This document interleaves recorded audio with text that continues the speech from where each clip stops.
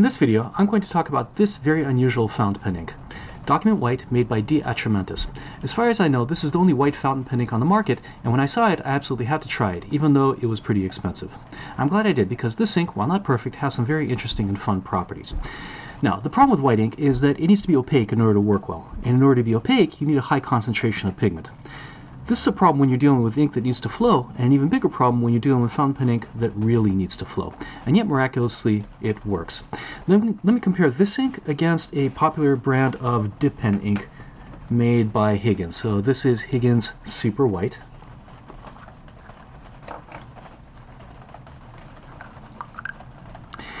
Now, this isn't really a fair comparison because dip pen ink can be a lot more viscous than fountain pen ink. It can also be a lot more waterproof. So this is going to be the Higgins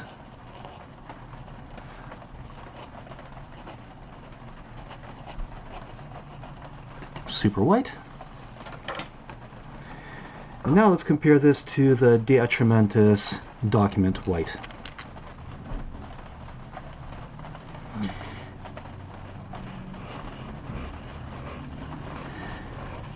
Not quite as opaque, but pretty close. So this is the D.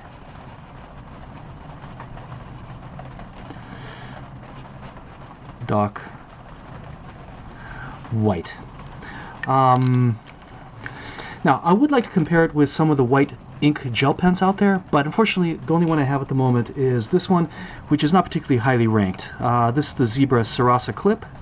Let's make a quick comparison. This gel pen works pretty well, maybe not quite as well as a Document White, but really, what's the advantage of having an white ink in a fountain pen? Well, the fact that it's in a fountain pen, right? So with a fountain pen, I can get line variation, even with a relatively stiff steel nib, like the one in this TWSBI. The other great thing about this ink is that I don't have to put it in a fountain pen. I can also put it into a brush pen like this. Sorry for the mess here. This is a Kuretake number 13. It comes with a platinum converter into which I've put this Document White ink. And let's see how it works. Okay, a little bit of a slow start.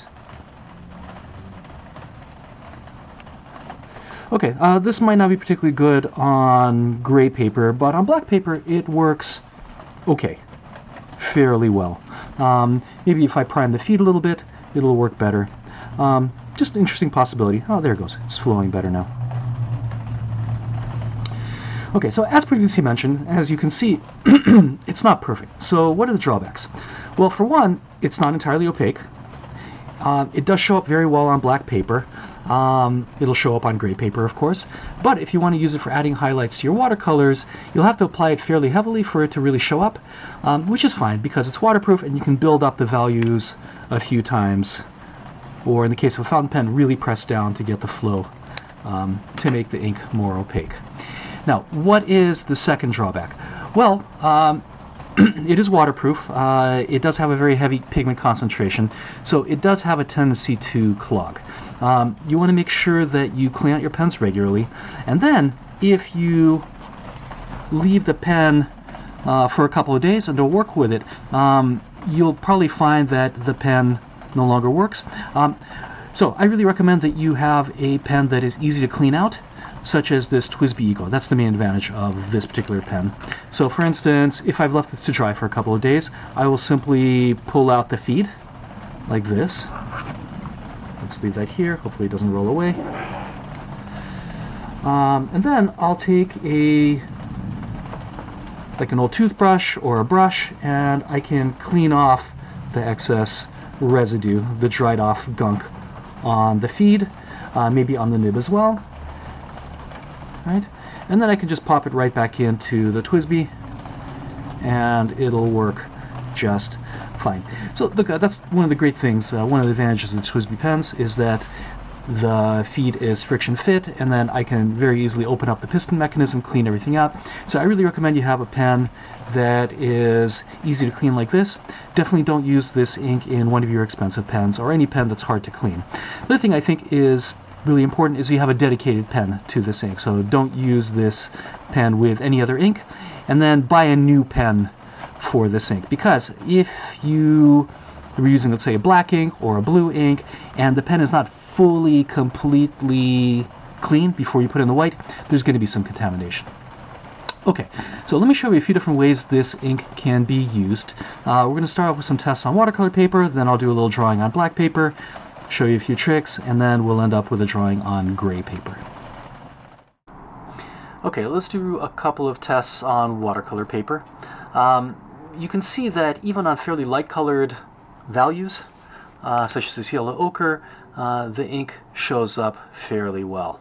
I am putting down a lot of pressure, but that's one of the main advantages of using a fountain pen, the fact that with additional pressure you can put down a heavier line, which makes the ink more opaque. And again, I imagine if you put this into a wetter writer, a flex pen, such as Noodler's Ahab, you'll get even better results. TWSBIs do run a little bit drier. They are dry writers. Okay, so here I'm showing a practical application of this ink. This is something that I usually do with white watercolor or opaque gouache, but I imagine that for quick sketching, when you have a limited number of materials, this could be an effective way of applying your whites. You do have to press down quite a bit to get the opacity you want, and then go over the strokes a few times in order for the highlights to show. All of this not a problem on a fountain pen because, again, you can press down, you can go over the lines a few times. It's really most effective for bright highlights and also for, okay, I'm doing a little bit of correcting work here in the shape of the lips. Yeah, not perfect, but this might be potentially useful for urban sketchers, people that can't carry all the materials with them at all times.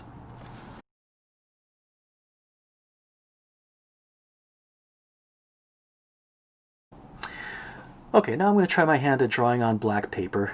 This is a really nice multimedia sketchbook made by Talons, their art creation series. Now, full disclosure, this is not the easiest way of drawing, at least not for me, something I'm definitely not used to. I did an initial drawing that failed because I started off with a graphite underdrawing. That turned out to be a mistake because when it came time to erase the graphite, I found that it stained the white ink a little bit, and also that this white ink is slightly erasable. As a result, I decided to go right into the drawing with the white, hoping to keep my construction lines light enough so that eventually they sort of faded away and were no longer visible underneath all the detail I put down. Right now the main focus is just to separate my lights from my shadows, to figure out the shadow shapes. I am doing a little bit of cross contouring here.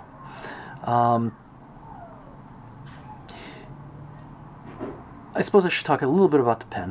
This is a TWSBI Eco white that I bought specifically to use with the white ink. This is a medium.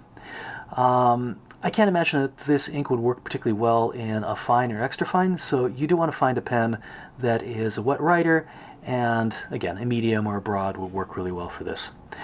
You'll find that because this ink runs a little bit dry, that even a medium nib will create, I would say, like a fine line. Now, it is dependent on pressure. And by the way, again, I think this ink would work really well in a flex pen, something, again, easy to clean, like a Noodler's Ahab. Okay, so building up the values little by little. It's a really fun way of drawing. That's definitely not something I'm used to. I'm definitely struggling and kind of forced to think about what I'm doing. More than I would if I was just doing a regular drawing. It almost looks like a print or a scratchboard art. Pretty cool effect. I'll definitely be doing more of this. It is hard to correct. This ink does erase a little bit. If you use a hard eraser, of course, wait for it to dry completely. You can adjust the values that way. Putting a little bit of background here, some highlights, some details. The one way you can correct is by using a waterproof black ink. So I'm going to do that in a second here, where I start going in, and there's some areas where I felt like I lost the black a little bit, or maybe the the shadow edge is not quite as accurate as it could be. So there's definitely one other way you can make a correction using this technique.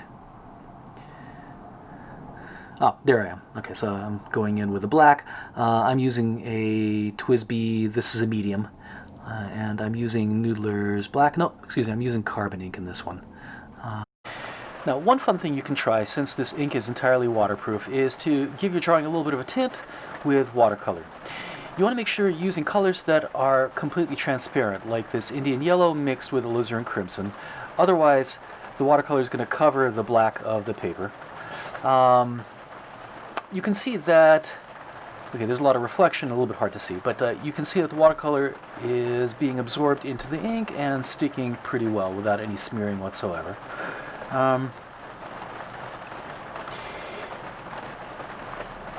Now I'm going to apply a cool ultramarine blue wash to the shadows just to get, you know, a warm, cool effect. And what else am I going to do? Okay, I'm just going to add a little bit of color to the background. So I let the watercolor washes dry a little bit, and then I'm going to go back into it just to give it a little bit more color saturation. Is this a technique that I use frequently, or I plan to use frequently? Probably not.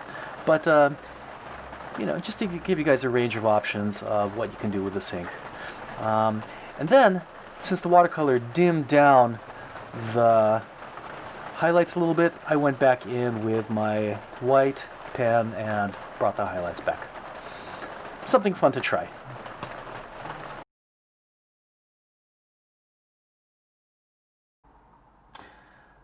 Okay, now I'm going to show you what I usually use white ink for. Here I'm working on a sketchbook with gray paper made by Strathmore. It's quite smooth and takes pen and ink very well.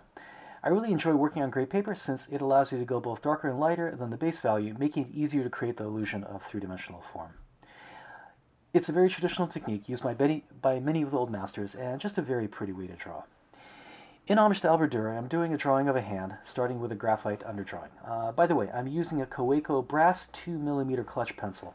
Yes, I'm also a pencil nerd, not just a fountain pen nerd. I really like this pencil for its balance and its weight, and I believe it's filled with an HB lead.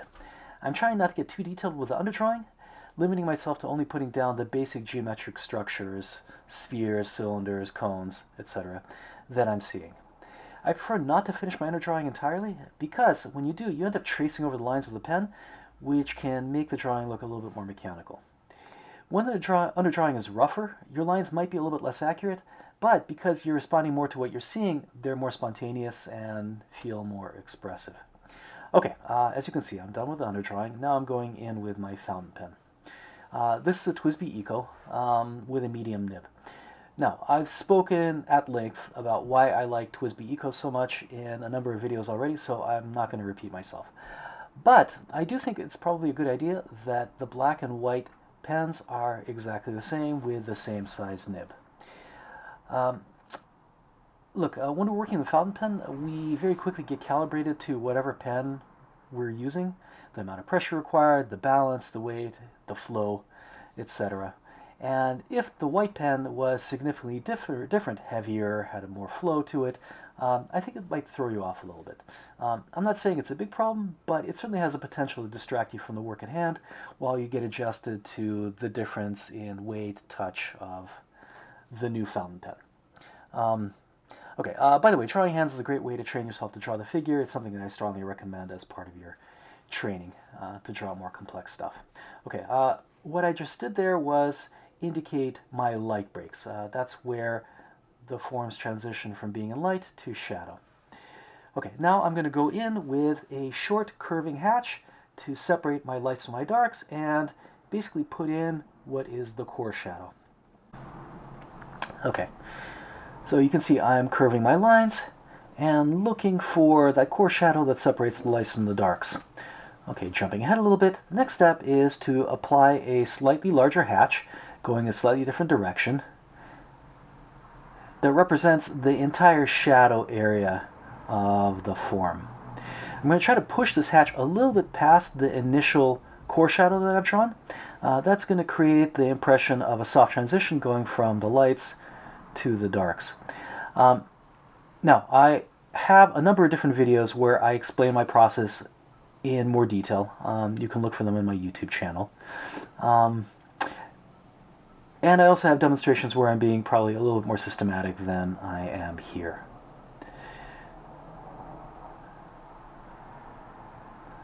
All right. Okay, so basically just blocking in the general shadow area. I am working not as systematically, or I'm putting some details, which I probably shouldn't be doing at this point. The next step is to go in and darken the core shadows. Okay, that's what I'm doing right now.